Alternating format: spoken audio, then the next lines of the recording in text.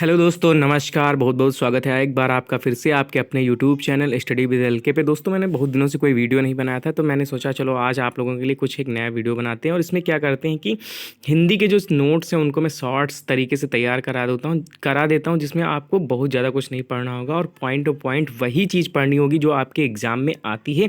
तो यहाँ पर हमारा टाइटल भी आप देख रहे हैं, हिंदी शॉर्ट्स नोट्स। तो दोस्तों, वीडियो को स्किप करने से पहले वीडियो को थोड़ा ज़रूर देखें। अगर वीडियो अच्छा लग रहा है तो लाइक शेयर कमेंट जरूर कीजिए। चलिए यहाँ पे हम बताते हैं कि और देखिए, हिंदी का रोल बहुत ज़्यादा होता है इस बार। जो बीपीएससी टीआरई 3.0 में जो 1 to 5 एग्ज़ाम हुआ और जो 6 to 8 हुआ, उसमें हिंदी आपकी बहुत ज़्यादा ऐसी आई थी कि कोई भी बंदा उसको हिला नहीं सकता था।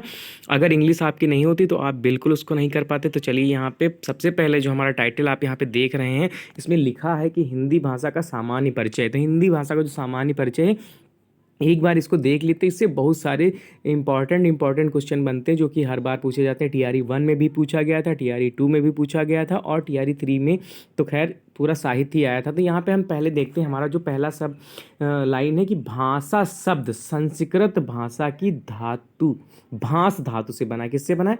सबसे पूछ लिया कि संस्कृत भाषा हिंदी जो शब्द है वो संस्कृत भाषा की किस धातु से बना है? तो भास धातु से बना है, जिसका अर्थ होता है बोलना या कहना। जिसका अर्थ क्या होता है?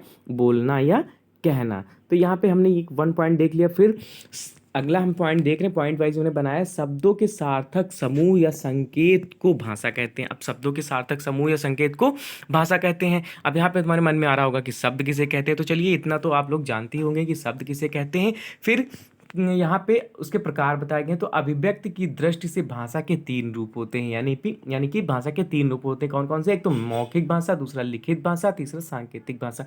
मौखिक भाषा वो होती है जो हम बोल के कहते हैं, और लिखित भाषा वो होती है जो हम लिख के, जैसे हमने इसमें नोट्स बनाए थे, हमारी लिखित भाषा है। फिर सांकेतिक भाषा वो है जो बोल या सुन नहीं पाते, वो संकेत के द्वारा जो बताते हैं, तो वो सांकेतिक भाषा हमारी होती है। फिर यहाँ पे हम आप देखते हैं, अगला हमारा पॉइंट है मौखिक भाषा की सबसे छोटी इकाई ध्वनि एवं लिखित भाषा की जो सबसे छोटी इकाई है वर्ड है। यानी अगर मौखिक भाषा की पूछ लिया जाए सबसे छोटी इकाई तो ध्वनि है आपकी, और लिखित भाषा की पूछ लिया जाए तो आपका वर्ड है। ये अलग अलग क्वेश्चन आपको यहाँ पे ये पॉइंट जरूर ध्यान रखने होंगे। फिर यहाँ पे हम बात कर रहे हैं वर्ड जो है, ध्वनि के लिखित रूप को वर्ड कहते हैं। ध्वनि जो हमारी, जो हम बोलते हैं, जो हमारी आवाज़ निकलती है, उसके लिखित रूप को ही वर्ड कहा जाता है। भाषा की सबसे छोटी इकाई क्या होती है? अब यहाँ पे भाषा की सबसे छोटी इकाई की बात की जाए तो वर्ड होता है।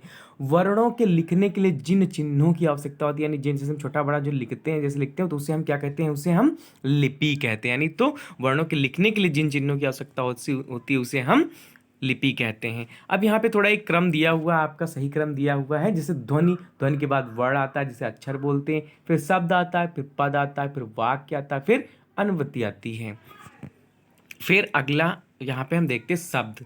तो शब्द हमारा क्या होता है? वर्णों का सार्थक क्रम जो निश्चित अर्थ है, यानी वर्ड जो हमारे होते हैं, छोटा बड़ा छोटी बड़ी, इनको सही क्रम से अगर लगाते हैं तो इसे हम शब्द कहते हैं। भाषा की लघुत्तम इकाई यानी लघुत्तम सार्थक इकाई जो होती है वो शब्द होती है। अगर ऐसे क्वेश्चन आ जाए कि भाषा की लघुत्तम सार्थक इकाई क्या है, तो उसमें आपको टिक करना होगा शब्द। फिर यहाँ पे आता है जैसे कमल, नयन, यहाँ पे हमने अक्षरों को लगा दिया है।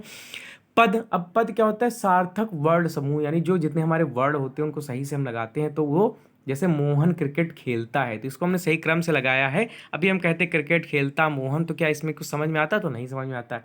वाक्य क्या होता है? 2 या 2 से अधिक शब्दों का सार्थक समूह, यानी जो 2 या 2 से अधिक शब्द जो होते हैं उनका सार्थक समूह जो होता है उसे हम वाक्य कहते हैं। जैसे मोहन क्रिकेट खेलता है, मोहन बचपन से क्रिकेट खेलता है। फिर भाषा की पूर्णतम इकाई क्या है? तो भाषा की पूर्णतम इकाई हमारी वाक्य है। अब यहाँ पे हम बात करेंगे वाक्य के अंग। तो वाक्य के जो अंग होते हैं वो आपके 2 होते हैं, एक तो उद्देश्य होता है, एक तो विधेय होता है। उद्देश्य क्या होता है? जिसके बारे में कुछ कहा जाता है उसको हम उद्देश्य कहते हैं, और उद्देश्य के बारे में जो कुछ कहा जाता है उसे विधेय कहते हैं। जैसे यहाँ पे एक वाक्य दिया, राम ने रावण को मारा, तो राम के बारे में बात की गई, जिसके बारे में कुछ कहा जाता है, बात की गई है, तो वो उद्देश्य हो गया। रावण को मारा यानी उद्देश्य ने जो कुछ कहा या जो कहा जाए उसके बारे में कि राम ने क्या किया, तो राम ने रावण को मारा है, तो राम के बारे में कहा गया तो उद्देश्य हो गया। राम ने मारा तो वो क्या हो गया? आपका विधेय हो गया। तो उद्देश्य और विधेय आपको यहाँ पे समझ में आ गया होगा। फिर यहाँ पे हम अनुवृत्ति की बात करते हैं, तो लिंग, वचन, काल और पुरुष के अनुसार शब्दों में परस्पर जो संबंध हम बताते हैं उसी को अनुवृत्ति कहते हैं। हिंदी भाषा का प्रादुर्भाव 1000 ईसा पूर्व माना गया है, और जो हिंदी हमारी है वो भारोपीय परिवार की भाषा, कौन सी? हिंदी भारोपीय परिवार की भाषा है।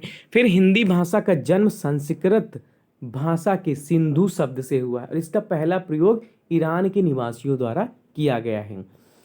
भाषा की मूल उत्पत्ति सौर सेनी अपभ्रंशी से है। ये देखिए, आप अगर कहीं भी आप प्रीवियस ईयर उठा के देख लेंगे तो इसमें जितना मैंने कुछ बताया वो सारे के सारे आपके क्वेश्चन मिले हैं। तो दोस्तों अगर आप चैनल पे नए बने हैं तो चैनल को सब्सक्राइब कर लीजिए, लाइक कर लीजिए और कमेंट करके हमें बताइए कि हमारा वीडियो कैसे लगा। अपभ्रंश को हिंदी की जननी कहते हैं। अपभ्रंश जो भाषा है उसको हिंदी की जननी कहते हैं। संस्कृत भारत की सबसे प्राचीन भाषा है, जिसे आर्य भाषा, देववाड़ी या देव भाषा या आदि जननी के नाम से जानते हैं। अपभ्रंश में केवल जो अपभ्रंश भाषा थी उसमें 8 स्वर थे, आ ई उ ए और ओ थे। इन्हें मूल स्वर कहते थे। अब 2 नए स्वर आ गए हैं, अ और औ, और यही क्या है? ये आपके संयुक्त अक्षर हैं।